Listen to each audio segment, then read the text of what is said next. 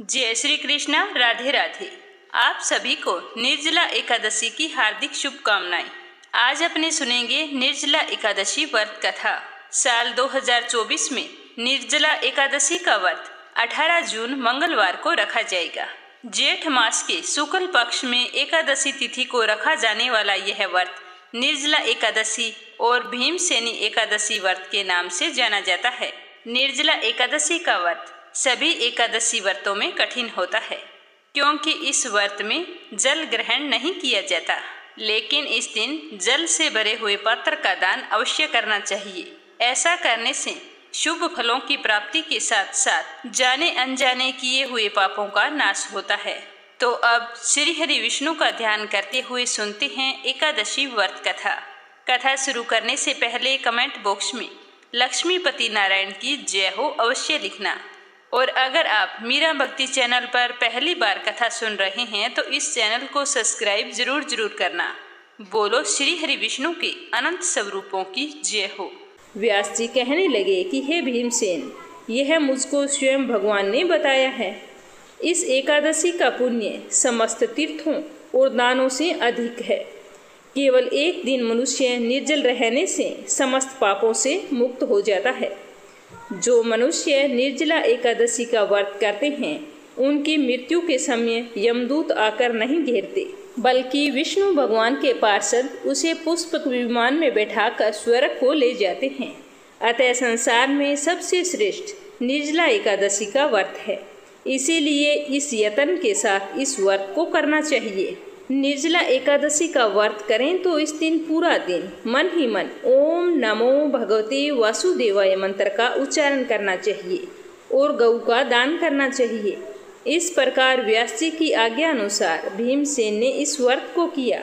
इसीलिए एकादशी को भीमसेनी या पांडव एकादशी भी कहते हैं। निर्जला एकादशी का व्रत करने से पूर्व भगवान श्री हरि से प्रार्थना करनी चाहिए कि हे भगवान, आज मैं निर्जला व्रत कर रहा हूँ, दूसरे दिन भोजन करूँगा। मैं इस व्रत को पूरी श्रद्धा पूर्वक करूँगा। फिर भी अगर कोई गलती हो जाए तो मुझे क्षमा करना। आपकी कृपा से मेरे सारे पाप नष्ट हो जाएं। इस दिन जल से भरा हुआ एक घड़ा वस्त्र से ढककर सोने सहित दान करना चाहिए और दान करते समय कहना चाहिए कि संसार सागर से तारने वाले हे देव ऋषिकेश, इस जल के घड़े का दान करने से आप मुझे परम गति को प्राप्त कराइएगा। इस तरह पूरी विधिवत और पूरी श्रद्धा से एकादशी के नियमों का पालन करते हुए जो मनुष्य इस व्रत को करते हैं उनको करोड़ पल सोने के दान का फल मिलता है। और जो इस दिन यज्ञ आदि करते हैं उनका फल तो वर्णन भी नहीं किया जा सकता, उनका फल तो अनंत होता है। इस एकादशी के व्रत से मनुष्य विष्णु लोक को प्राप्त होता है।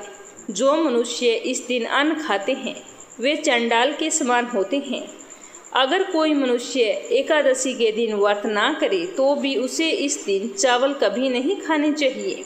जो व्यक्ति इन नियमों को नहीं मानता है वो अंत में नरक हो जाता है। जिसने निर्जला एकादशी का व्रत किया है वह चाहे ब्रह्म हत्यारा हो, मद्यपान करता हो, चोरी की हो या गुरु के साथ द्वेष किया हो, मगर इस व्रत के प्रभाव से स्वर्ग लोक को जाता है। हे कुंती पुत्र, जो पुरुष या स्त्री श्रद्धा पूर्वक इस व्रत को करते हैं उन्हें इस प्रकार कर्म करने चाहिए। पहले भगवान का पूजन, फिर गौदान, फिर ब्राह्मणों को भोजन व दक्षिणा देनी चाहिए। उसके बाद में जल से भरे हुए कलश का दान अवश्य करना चाहिए। निर्जला एकादशी के दिन अन्न, वस्त्र, उपहान आदि का दान भी करना चाहिए। जो मनुष्य भक्ति पूर्वक इस कथा को पढ़ते हैं या सुनते हैं उन्हें निश्चय ही स्वर्ग की प्राप्ति होती है। तो इस तरह व्यास जी से सुनकर भीमसेन ने इस व्रत को किया था। संसार के समस्त सुखों को भोगकर अंत में मोक्ष को प्राप्त हुए थे। बोलो श्री हरि विष्णु की जय हो। अगली कहानी ग्यारस माता की। ग्यारस माता की जय हो। एक समय की बात है, एक बूढ़ी अम्मा रहती थी। उसके घर में उसके बेटे, बहू, पोते और पोतियां किसी चीज की कोई कमी नहीं थी।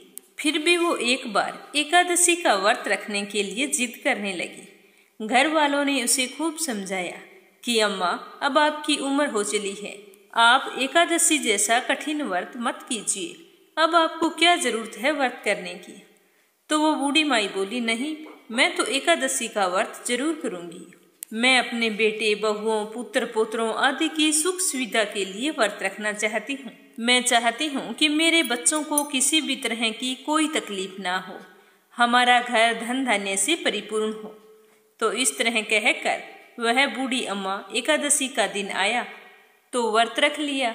सुबह सवेरे जल्दी उठकर स्नान किया और उसके बाद में घर के मंदिर में श्री हरि विष्णु के समक्ष घी का दीपक जलाकर एक जल से भरा हुआ कलश रखकर श्री हरि विष्णु के चरणों का ध्यान करते हुए उसने अच्छी तरह से व्रत कथा सुनी और ओम नमो भगवते वासुदेवाय मंत्र का जाप भी किया। उसके बाद में अपने बच्चों के मंगल जीवन की कामना करते हुए सूर्य भगवान को अर्घ्य दिया। फिर पूरा दिन पूजा पाठ करती रही। पंडित जी के घर पर मिट्टी के पात्र को जल से भरकर और ऋतु फल दान में दिया। उन दिनों बहुत ही ज्यादा गर्मी थी। गर्मी के कारण बूढ़ी अम्मा को बहुत ही बेचैनी हो रही थी। तो बूढ़ी अम्मा सोच रही थी कि क्या पता मैं इस व्रत को रख भी पाऊंगी या नहीं, लेकिन आज का ये व्रत तो मैं बीच में नहीं छोड़ने वाली। तो इस तरह बूढ़ी अम्मा भूख प्यास से परेशान बार बार पानी से कुल्ला करती, मुंह धोती तो थोड़ी देर के लिए राहत महसूस होती, फिर वही हालत हो जाती। तो बूढ़ी अम्मा कुछ देर तक तो तालाब में पानी में ही बैठी रही, लेकिन बाहर निकलते फिर उसका बार बार मुंह सूखने लगा। बूढ़ी अम्मा बहुत ही परेशान हो रही थी। एक तरफ तो उसका बुढ़ापा और दूसरी तरफ वो भयंकर गर्मी। जैसे तैसे करके बूढ़ी अम्मा ने दिन तो काट लिया, पर अब सामने पहाड़ जैसी रात थी।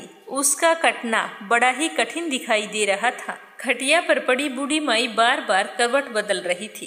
कभी खड़ी होती, बाहर जाती, कभी अंदर आ जाती, पर कहीं भी उसे शांति महसूस नहीं हो रही थी। वो वापस खटिया पर आकर बैठ गई और एकादशी माता का स्मरण करती रही। कहने लगी कि हे माता जी, आज तो आप ही मेरी लाज रखिए। आप मुझे शक्ति दीजिए जिससे मैं भली भांति आपका व्रत पूर्ण कर सकूं और ये पहाड़ सी रात शांतिपूर्वक व्यतीत कर सकूं। प्यास के कारण बूढ़ी माँ की बेचैनी बहुत ही बढ़ रही थी। उसने बहुत ही धैर्य रखने की कोशिश की, चुपचाप बैठी रही, पर फिर भी प्यास बूढ़ी माई से सहन नहीं हुई। उसकी सहनशीलता की सीमा टूट गई और वे घबराकर एकदम से चिल्ला पड़ी और जोर जोर से कहने लगी कि बचाओ बचाओ बचाओ। तो अम्मा का चिल्लाना सुनकर उसके परिवार के सारे सदस्य वहां पर एकत्रित हो गए। अड़ोसी पड़ोसी भी वहां पर आ गए और बूढ़ी अम्मा की खटिया के चारों ओर खड़े होकर कहने लगे कि अम्मा जी, आपको क्या हो गया? आप इस तरह से क्यों चिल्ला रही हैं?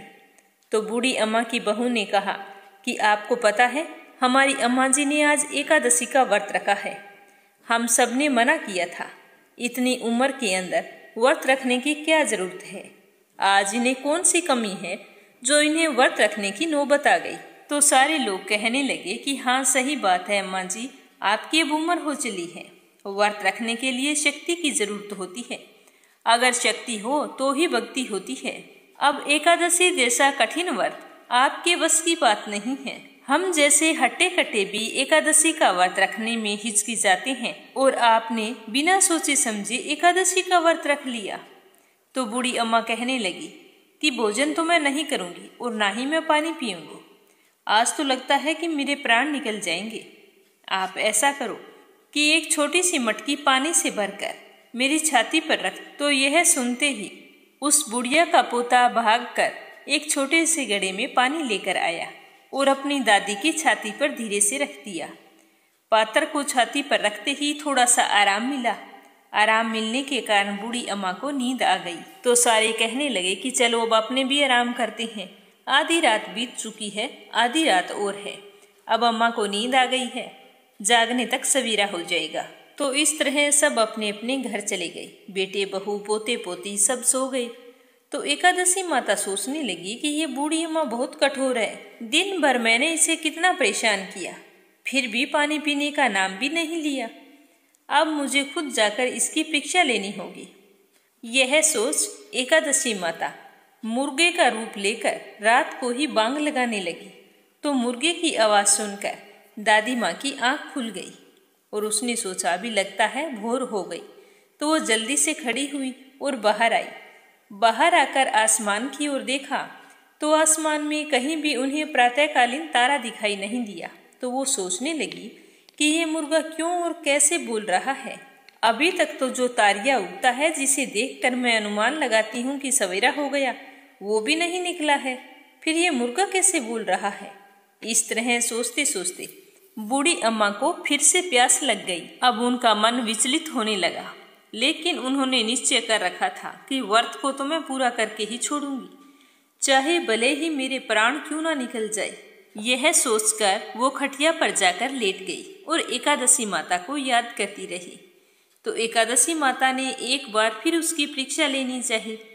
माता रानी एक छोटी सी बालिका का रूप धारण करके एक गिलास में शरबत लेकर उस बूढ़ी माई के सिरहाने आकर खड़ी हो गई और जोर से बोली कि दादी जी सवेरा हो गया है, आप हाथ मुंह धोकर शरबत पी लीजिए। तो उस बच्चे की आवाज़ सुनकर बूढ़ी माई ने आंख खोली तो देखा कि उसके सिरहाने एक छोटी सी बच्ची शरबत का गिलास लेकर खड़ी है। तो इतना अच्छा शरबत देखकर बूढ़ी अम्मा का मन ललचाने लगा, लेकिन तभी उन्हें अचानक से याद आया कि आज तो मेरा एकादशी का व्रत है, मैं इस तरह से शरबत नहीं पी सकती। यह सोचकर उन्होंने फिर से अपनी आंखें बंद कर ली। तो थोड़ी ही देर में उन्हें ऐसे लगने लगा कि जैसे उन्हें किसी ने कुएं में पटक दिया है। वे बड़ी देर तक उस कुएं में हाथ पांव चला रही है और मुंह को जोर से भींचकर बंद कर रखा था, कहीं पानी की बूंद मुंह में ना चली जाए। इस तरह वे अपनी दृढ़ता पूर्वक व्रत का पालन करती रही। थोड़ी देर बाद में अचानक से अम्मा को लगता है कि जैसे सामने आग जल गई है, जिससे भारी गर्मी हो गई है। प्यास के कारण प्राण निकल रहे हैं, लेकिन बूढ़ी अम्मा ने फिर भी पानी नहीं पिया, वो चुपचाप बैठी रही। थोड़ी ही देर में बूढ़ी अम्मा ने देखा कि बाहर प्रकाश दिखाई दे रहा है, ऐसा लग रहा है जैसे सवेरा हो गया। अम्मा ने फिर से बाहर निकलकर देखा तो अम्मा को समझ में आ गया कि सवेरा होने में अभी तक 3 घंटे बाकी है। यह जानकर वो शांतिपूर्वक इधर उधर घूमने लगी। तरह तरह से परीक्षा लेकर एकादशी माता को भी पता चल चुका था कि ये बूढ़ी अम्मा किसी भी प्रकार से अपने व्रत को नहीं तोड़ेगी। तो ग्यास माता ने प्रसन्न होकर बूढ़ी अम्मा को आशीर्वाद दिया, जिसकी वजह से अम्मा के बचे हुए 2 घंटे बड़े ही सरलतापूर्वक पूरे हो गए। फिर सवेरा हो गया। सवेरा होते ही बूढ़ी अम्मा ने स्नान किया और भगवान विष्णु जी का पूजा पाठ किया और एकादशी माता की व्रत कथा सुनी। कथा सुनने के बाद में ब्राह्मणों को दक्षिणा देकर भोजन कराया और उसके बाद में श्री हरि विष्णु और एकादशी माता से व्रत में हुई भूल चूक के लिए माफी मांगी। उसके बाद जाकर जल ग्रहण किया और फिर अपने व्रत का पारण किया। तो अम्मा को एकादशी माता के उस श्रेष्ठ व्रत का इतना पुण्य फल प्राप्त हुआ कि बूढ़ी अम्मा की आयु में वृद्धि हो गई और उसका घर परिवार हरा भरा हो गया। घर में अब कोई भी अभाव नहीं था, वो धन धान्य से परिपूर्ण थे और उनका घर हर तरह के सुख साधनों से संपन्न हो गया। फिर वो इस लोक के सारे सुखों का भोग करती हुई अंत में विष्णु धाम को गई। हे एकादशी माता, जैसा फल आपने बुढ़िया को दिया वैसा सबको देना। जो भी 11 का व्रत रखकर आपकी ये कथा सुने उसकी सारी मनोकामनाएं पूर्ण करना। फाल्गुन का महीना भगवान श्री कृष्ण, श्री हरि विष्णु और भोले शंकर को समर्पित है। तो आज अपने एक कथा भगवान भोले शंकर और श्री कृष्ण भगवान के बाल रूप की सुनेंगे, क्योंकि इस कथा को होलाष्टक के दिनों में एक बार अवश्य सुनना चाहिए। बोलो भोले शंकर की जय हो, बोलो कृष्ण कन्हैया की जय हो। अब सुनेंगे लप्सी और तपसी की कहानी, जो हर व्रत कथा के बाद में अवश्य सुननी चाहिए। कथा सुनकर कहना चाहिए कि लप्सी का फल लप्सी को मिले, तपसी का फल तपसी को मिले और हमारी कहानी का और हमारे व्रत का पुण्य फल हमें मिले। तो ये थी आमली का एकादशी व्रत कथा। सुनकर आपको कैसा लगा कमेंट करके जरूर बताना। और कल इसी चैनल मीरा भक्ति पर एकादशी व्रत के पारण की कथा प्रस्तुत की जाएगी। तो आप सभी से निवेदन है कि आप उस कथा को भी बड़े ही श्रद्धा भाव से सुनना और ज़्यादा से ज़्यादा शेयर करना। भगवान श्री हरि विष्णु आपकी सारी मनोकामनाएं पूर्ण करें। आप हमेशा खुश रहें, सुखी रहें, संपन्न रहें। जय श्री कृष्ण। राधे राधे। एक गांव में एक औरत रहती थी। उसके पति की मृत्यु हो चुकी थी। उसके एक छोटा सा बेटा था। वह बहुत ही दुखी रहती थी। मेहनत मजदूरी करके, लोगों के घरों में झाड़ू पोछा करके अपना और अपने बेटे का पालन पोषण किया करती थी। उसका बेटा ही उसका एकमात्र सहारा था। ऐसा करते करते 2-3 साल बीत गए। जब उसका बेटा थोड़ा सा बड़ा हुआ, कुछ समझने लायक, तो दोनों माँ बेटे किसी के घर से काम निपटाकर शाम के समय घर आ रहे थे। तो रास्ते में विष्णु भगवान के मंदिर के अंदर सत्यनारायण भगवान की कथा हो रही थी। तो बेटे ने कहा, माँ चलो अपने भी चलते हैं, कथा सुनेंगे, कीर्तन सुनेंगे। तो माँ ने कहा, नहीं बेटा, अपने नहीं जाएंगे, वहाँ चढ़ावा चढ़ाने के लिए हमारे पास कुछ भी नहीं है। तो वो बेटा जिद करने लगा जाने के लिए। तो उसकी जिद की वजह से उसकी माँ उसे लेकर वहाँ चली गई। वहाँ पर सत्यनारायण भगवान की कथा हो रही थी। तो वो चुपचाप जाकर एक कोने में बैठ गई। उसके बाद में आरती होने लगी, कीर्तन होने लगे। सारे लोग बहुत खुश थे। वो बिल्कुल चुपचाप उदास बैठी थी। तो ब्राह्मण ने उसे कई बार देखा। तो भजन कीर्तन होने के बाद में जब प्रसाद बांटने लगे, तो ब्राह्मण ने पूछा कि बेटा, तू इतनी उदास क्यों बैठी है, मुझे बताओ। तो उसने कहा कि बाबा, मैं बहुत ही गरीब हूँ। मैं कथा सुनने के लिए तो आ गई, पर भगवान को चढ़ावा चढ़ाने के लिए मेरे पास एक पैसा तक नहीं है। ऐसा कहते हुए उसने उस ब्राह्मण को पूरी व्यथा बताई। तो ब्राह्मण ने कहा कि बेटा, उदास मत हो, भगवान सबकी सुनते हैं, तेरी भी सुनेंगे। तू ऐसा करना, आज वैशाख पूर्णिमा है और कल से जेठ माह का आरंभ हो जाएगा। तो तुम ऐसे करना, सुबह जल्दी उठकर स्नान करना, उसके बाद में केले के वृक्ष की पूजा करना। केले के वृक्ष में भगवान विष्णु का वास होता है। अगर तुम पूरे जेठ के महीने में केले में नियमित रूप से जल सिंचोगी, तो भगवान श्री हरि विष्णु की कृपा से तुम्हारे सारे दुख और दरिद्रता दूर हो जाएगी। तो उसने ब्राह्मण से सारी विधि जानकर अपने बेटे के साथ बड़ी खुशी से घर आ गई। दूसरे दिन सुबह जल्दी उठकर स्नान किया और बाद में रोजाना नियमित रूप से केले के पौधे में पानी डालती और एक नियमित रूप से घी का दीपक जलाती और चढ़ावे के रूप में थोड़ी सी दाल और गुड़ का भोग लगाती। इस तरह करते उसे सालों बीत गए, पर उसने अपना नियम नहीं छोड़ा। भगवान विष्णु की कृपा से उसे एक बगीचे में अच्छी सी नौकरी मिल गई, जिससे उसका गुजारा भी अच्छे से हो जाता और अपने बच्चे का पालन पोषण भी अच्छे से करती। भगवान विष्णु की कृपा से वह उसका बेटा अच्छा पढ़ लिख कर बड़ा आदमी बन गया। माँ बेटे दोनों बहुत ही खुश रहते थे। उसकी माँ रोजाना ही विष्णु भगवान की पूजा करती और रोजाना केले के वृक्ष में घी का दीपक जलाती थी। ऐसा करते करते एक दिन उसके बेटे की सगाई हो गई और फिर उसका विवाह हो गया। विवाह होने के बाद बहू आ गई घर पर। हंसी खुशी का माहौल चलता रहा, लेकिन 1 साल बीतने तक, 1 साल बाद में बहू को ऐसा लगा कि ये पूजा पाठ सब ढोंग है, फालतू में घी बर्बाद करती है। तो उसने सोचा कि अगर मैं बोल दूंगी सासू माँ को कि घी का दीपक नहीं जलाना है, तो मैं बुरी बनूंगी। इससे अच्छा है उसी के बेटे से कहकर कहला दूंगी कि घी का दीपक नहीं करना। तो उसी शाम को उसने अपने पति से कहा कि तुम्हें एक मेरी बात माननी होगी। तुम अपनी माँ को कह दो घी का दीपक नहीं करना। इतनी महंगाई के अंदर रोजाना घी का दीपक क्या जरूरत है, दीपक ही करना है, तेल का कर दो, इसमें कोई दिक्कत नहीं। तो उसने कहा कि मेरी समझ से पहले का ही मेरी माँ हमेशा से घी का दीपक करती है, मैं उसे मना नहीं कर सकता। तो उसकी पत्नी बोली कि मना तो तुम्हें करना होगा, तुम करते हो तो ठीक है, वरना मैं मना कर दूंगी तो बुरा लगेगा उन्हें। तो बेटे ने सोचा कि बहू बेइज्जती करेगी, तो इससे अच्छा है मैं ही समझा देता हूँ। तो उसने एक दिन माँ से कहा कि माँ, आपको दीपक ही करना है तो आप तेल का कर दिया करो, कितनी महंगाई है। तो उसकी माँ ने कहा, बेटा, जब मैं मेहनत मजदूरी करती थी तब भी घी की कोई कमी नहीं थी। आज तो इतना बड़ा आदमी बन गया है, फिर भी एक दीपक के घी की कमी आ गई है। चलो बेटा, कोई बात नहीं, जैसा तू कहता है मैं वैसा ही करूँगा, क्योंकि मेरे जीवन में तेरी खुशी से बढ़कर कुछ भी नहीं है। तो दूसरे दिन उसकी माँ तेल लेकर जाने लगी। तो 3 दिन बीते थे कि बहू को तो वो भी अच्छा नहीं लगा। तो उसने तेल और घी के डिब्बे उठाकर अलमारी में रख दिए और आगे ताला लगा दिया। तो दूसरे दिन सास ने पूछा कि बेटा तेल कहाँ है, मुझे दीपक करके आना है, आकर भोजन भी करना है।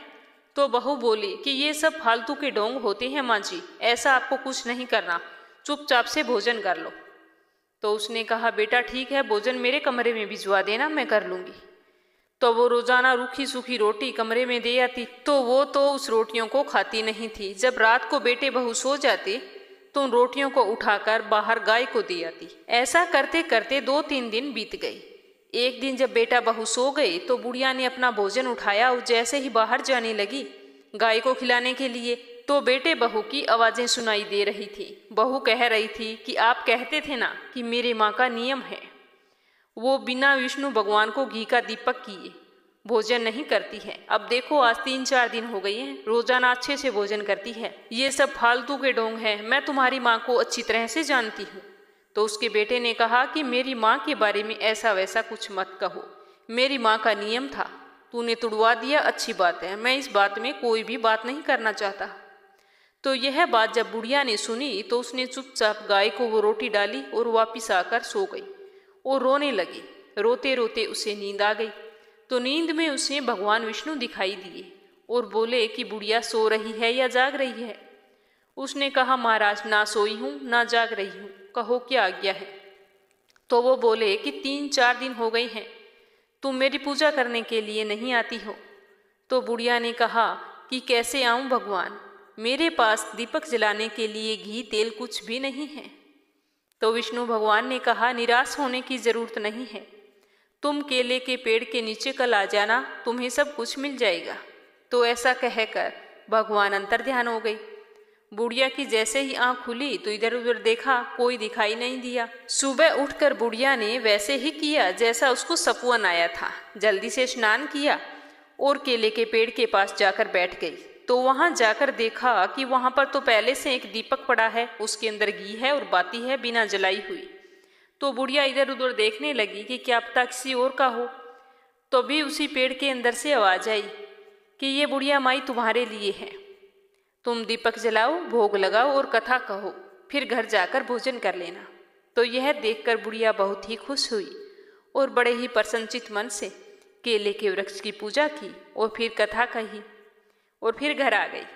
घर आकर बड़ी खुशी से भोजन कर लिया। अब बुढ़िया के तो रोजाना का नियम बन गया, रोजाना सुबह उठ के स्नान करती और सीधी केले के पौधे के पास चली जाती। वहां पर सब कुछ उसे तैयार मिलता, कथा कहती, पूजा करती, दीपक जलाती और घर आ जाती। एक दिन की बात है कि उसके बहू के भाई और भाभी आए हुए थे। तो बहू ने सोचा कि आज हलवा बनाऊंगी। तो उसने घी निकालने के लिए जैसे ही अलमारी का ताला खोला तो उसके अंदर घी के डब्बे को खोलकर देखा तो डिब्बा तो आधा था। तो उसने जल्दी से अपने पति को बुलाया और बोला कि ये देखो तुम्हारी माँ ने घी चुरा लिया है। तो उसका बेटा बोला कि ऐसा मत बोलो, मेरी माँ चोरी नहीं करती है, तुमने ताला लगाया था, फिर मेरी माँ ने घी कैसे चुराया? वो बोली वो मुझे नहीं पता, चोरी तो तुम्हारी माँ ने ही की है। चलो अब एक बार मेरे भैया भाभी को खाना खिला देती हूँ, वो चले जाएंगे, कल से देखना इस अलमारी की और तुम्हारी माँ की दोनों की निगरानी करनी है। तो दूसरे दिन दोनों बैठ गए।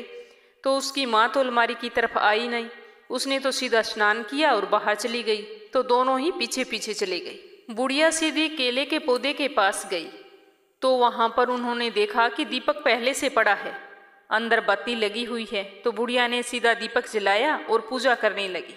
पूजा करने के बाद में वह बुढ़िया पौधे से लिपटकर बुरी तरह से रोने लगी और कहने लगी भगवान ऐसी पूजा का और ऐसे घी का क्या करूं? मेरे बेटा बहू मुझसे बोलते तक नहीं है। जिस बेटे को इतनी कठिनाइयों में मैंने पाला है वो आज मुझसे नहीं बोलता। बहू कहती है कि तुम चोर है। अब भगवान आप ही बताओ मैं कहाँ जाऊं? आप क्यों मेरी परीक्षा ले रहे हो? मुझे कितनी परीक्षाएं और देनी होगी? मैंने ऐसा कौन सा बुरा कर्म कर दिया जिसकी वजह से मुझे आज ये दिन देखना पड़ रहा है? ऐसा कहते हुए वह बुरी तरह से फपक फपक कर रोने लगी। तो उसकी क्रूण हृदय की पुकार सुनकर भगवान विष्णु वहां पर साक्षात प्रकट हो गए और बोले कि बुढ़िया घर जा, सब कुछ ठीक हो जाएगा, रोने की कोई जरूरत नहीं है, बेटा कभी भी अपनी माँ से विमुख नहीं हो सकता। तो ऐसी बात सुनकर भगवान विष्णु को साक्षात प्रकट देखकर उसके बेटे को बहुत ही दुख हुआ और वह करुणा से भर गया। अपनी पत्नी से कहने लगा कि माँ के खिलाफ जाकर ऐसी जिंदगी जीने से तो मरना बेहतर है। आज तुम्हारे शक ने मेरी माँ की पूजा भाव और श्रद्धा भक्ति को कलंकित किया है। मैं ये कैसे भूल गया कि मेरी माँ ने किस कठिनाइयों में मुझे पाला था। मेरी माँ का मैं ही एकमात्र सहारा था और आज मैं तुम्हारे कहने पर अपनी माँ के विमुख हो गया। मुझसे बहुत बड़ी गलती हो गई। अब इस पाप का प्रायश्चित कैसे होगा? ऐसा कहकर वह बुरी तरह से रोने लगा। तो उसकी पत्नी बोली कि पाप आपने नहीं किया है, पाप तो मैंने किया है। आज मेरी आंखें खुल गई है, मैं माँ जी से माफ़ी मांगूंगी। ऐसा कहते हुए वह अपनी सासू माँ की ओर दौड़ी और उसके चरणों में जा गिरी और कहने लगी कि माँ जी मुझे माफ़ कर दो। मैंने आपकी पूजा पाठ को ढोंग बताया और घी चोरी करने का इल्ज़ाम आप पर लगाया, तो आप मुझे सज़ा दो। जो भी सज़ा दोगे वो मुझे मंजूर होगी, पर मुझे माफ़ कर दो। तो बुढ़िया ने उसे उठाते हुए गले से लगाया और कहा कि बेटा कि माँ अपने बच्चों से कभी भी नाराज नहीं होती है, चलो घर चलते हैं। ऐसा कहकर वह बुढ़िया अपने बेटे और बहू के साथ घर आ गई। तो उसकी बहू ने कहा कि माँ जी कल से मैं भी आपके साथ केले के वृक्ष की पूजा के लिए चलूंगी। अब दोनों सास बहू रोजाना केले के पौधे की पूजा करती और घी का दीपक जला के आती। एक दिन बुढ़िया ने कहा कि बेटा आज पूर्णिमासी है, मैं कुछ पंडितों को भोजन करवाना चाहती हूँ। तो उसकी बहू ने कहा हाँ माँ जी खुशी से करवाइए। तो बहू ने 36 प्रकार के भोजन तैयार किए और ब्राह्मणों को भोजन करवाया। यथासंभव दान दक्षिणा देकर उन्हें विदा किया। तो ब्राह्मण उनकी सेवा भक्ति देखकर बहुत ही खुश हुए और आशीर्वाद देते हुए चले गए। तो उनकी सेवा भक्ति देखकर भगवान श्री हरि विष्णु बहुत ही प्रसन्न हुए और उन्हें सुख सौभाग्य का, अन्न धन का और संतान का आशीर्वाद दिया। 9 महीने बाद उसकी बहू ने बहुत ही सुंदर पुत्र को जन्म दिया और अन्न धन की कोई कमी नहीं रही। इस तरह विष्णु भगवान की पूजा करने से बुढ़िया को अनंत सुखों की प्राप्ति हुई। वह अपने जीवन के समस्त सुखों को भोगती हुई अंत में वैकुंठ लोक को गई। इसीलिए कहा गया है कि विष्णु भगवान की पूजा सच्चे मन से की गई हो तो वह कभी भी निष्फल नहीं होती। हे विष्णु जी, जैसा बुढ़िया माई को दिया वैसा सबको देना। अब अपने सुनेंगे नवग्रह की कथा, जो पुराने समय से चली आ रही है। इस कथा को श्रद्धा भाव से सुनने से हमारे ग्रह शांत होते हैं और घर में सुख समृद्धि का वास होता है। किसी गांव में 2 भाई बहन रहा करते थे। जब वे छोटे थे तभी उनके माँ बाप की मृत्यु हो गई थी। गांव के लोगों ने ही उन्हें पाल पोस कर बड़ा किया, फिर उनकी शादी कर दी। बहन ससुराल चली गई, पीछे उसके भैया और भाभी रहा करते थे। एक समय की बात है, भाई ने अपनी पत्नी से कहा कि मैं अपनी बहन से मिलने के लिए जा रहा हूँ। तो उसकी पत्नी ने कहा कि हाँ क्यों नहीं, जरूर जाओ। अगर उसकी सास भेजने के लिए राजी हो तो कुछ दिन अपने पास ले आना, मैं भी उनसे मिलने के लिए बड़ी ही बेचैन हूँ। तो वह तैयार होकर अपनी बहन से मिलने के लिए चल पड़ा। उस समय यातायात के कोई साधन नहीं थे, इसीलिए वह पैदल ही जा रहा था। जैसे ही वह जंगल के रास्ते से गुजरने लगा तो रास्ते में उसे एक सांप बैठा हुआ दिखाई दिया जो उसे डसने ही वाला था। तो वह हाथ जोड़कर विनती करके बोला कि हे नाग देवता, मैंने ऐसा कौन सा अपराध किया है जो आप मुझे डसोगे? मैं अपनी बहन का इकलौता भाई हूँ और मेरे घर पर भी मेरी पत्नी और मेरे बच्चे मेरा इंतजार कर रहे हैं। आप मुझे क्यों डसना चाहते हो? तो उसकी बात सुनकर सर्प ने कहा कि तुम्हें 9 ग्रहों की दशा लगी है, इसीलिए मैं तुम्हें डस लूँगा। तो उसने बार बार विनती करके सांप को मनाने की कोशिश की, पर सांप किसी भी तरह राजी नहीं हुआ। तो वह कहने लगा कि तुम मेरी एक बात मान लो, मैं अपनी बहन के घर मिलने जा रहा हूँ। जब मैं वापस आऊँगा तब तुम मुझे डस लेना।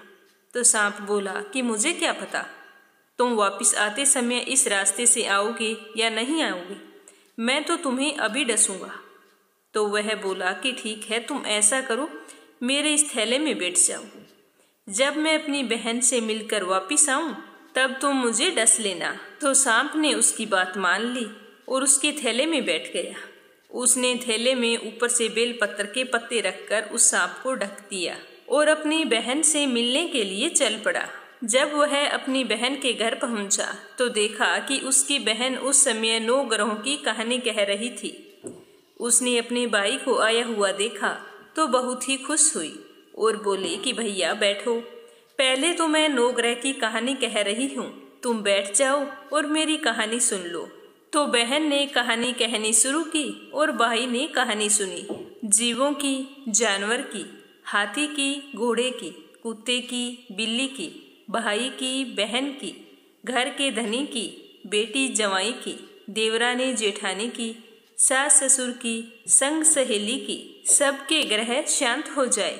ग्रह चले 8 पग, आदमी चले 4 पग, सांप बिच्छू भंवरे सब आग में जले। ऐसे भाई को कहानी सुनाकर वो खड़ी हुई और भाई के पास रखे थैले को देखकर बोली कि भैया इस थैले में क्या लाए हो। तो भाई कुछ बोलता उससे पहले ही उसकी बहन ने वो थैला उठाया और अंदर ले गई। अंदर जाकर उसने थैला खोल कर देखा तो उसके अंदर बेलपत्र के तो केले और संतरे बन गए और सांप का एक चमचमाता हुआ हार बन गया। जब वह हार पहनकर बाहर आई तो बहन के गले में चमचमाता हार देखकर भाई बोला कि बहन इतना कीमती हार तुम कहाँ से लाई हो। तो बहन कहने लगी कि भैया तू ही लेके आया है और तू ही पूछ रहा है। तो उसका भाई बोला कि बहन मेरी कुछ समझ में नहीं आ रहा, तुम क्या कह रही हो। तो वो बोली कि भैया जो थैला तुम लेके आए हो उसके अंदर हार और केले और संतरे हैं। तो उसका भाई कहने लगा कि बहन मैं तो उसके अंदर मेरी मौत का सामान लाया था। ये कहते हुए उसने सारी आप बीती अपनी बहन को सुनाई। तो उसकी बहन बोली कि भैया तुम्हें 9 ग्रह की दशा लगी है और आपने यहाँ पर जो 9 ग्रह की कथा सुनी उससे आपके ग्रह दोष समाप्त हो गए हैं। तो बहन की बात सुनकर उसका भाई बोला आज से मेरी जिंदगी तेरी दी हुई है, यह सब तेरे भाग्य से हुआ है और तेरी 9 ग्रह की कहानी से ही आज मैं जिंदा हूँ। अगर तुम मुझे वो कहानी नहीं सुनाती तो तुमसे मिलने के बाद में वो सर्प मुझे डस लेता और मेरे प्राण चले जाते। तो बहन सब कुछ सुनकर बहुत ही खुश हुई। तो इस तरह बहन भाई कुछ दिन तक साथ रहे। कुछ समय बाद एक दिन भाई ने कहा कि बहन मुझे आए हुए कई दिन हो गए हैं, अब मुझे वापस घर चलना चाहिए। तुम्हारी भाभी और भतीजे भतीजी इंतजार कर रहे हैं, अगर तुम भी साथ चलती तो अच्छा होता, तुम्हारी भाभी ने तुम्हें बुलाया है। तो वह बोली कि भैया अब तो मैं 9 ग्रह की कथा सुन रही हूँ, कई दिन बाद मैं आऊंगी। तुम ऐसा करना घर जाकर तुम और भाभी दोनों 9 ग्रह की कथा अवश्य सुनना।